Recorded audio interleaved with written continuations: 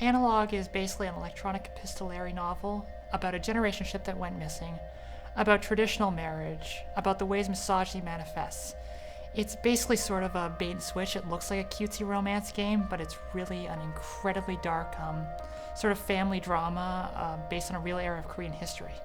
What inspired the whole thing was I was reading a lot about Korea's Joseon dynasty and about how brutally oppressive it was to be a woman in that era, and I thought to myself, I just can't imagine what it'd be like to live in that era at all, which isn't good enough for me. I figure if I can't imagine it, I don't have a good enough understanding. And I mean, somehow women did survive the brutal misogyny from that period, so Analogue was me trying to answer the question, how?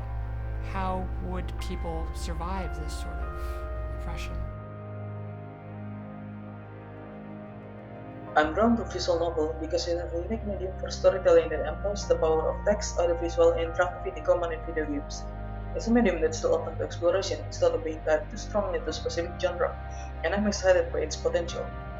The world of Analogue is a kind of society and value system that's in many ways not all that different from our own, or at least kind of creepily plausible.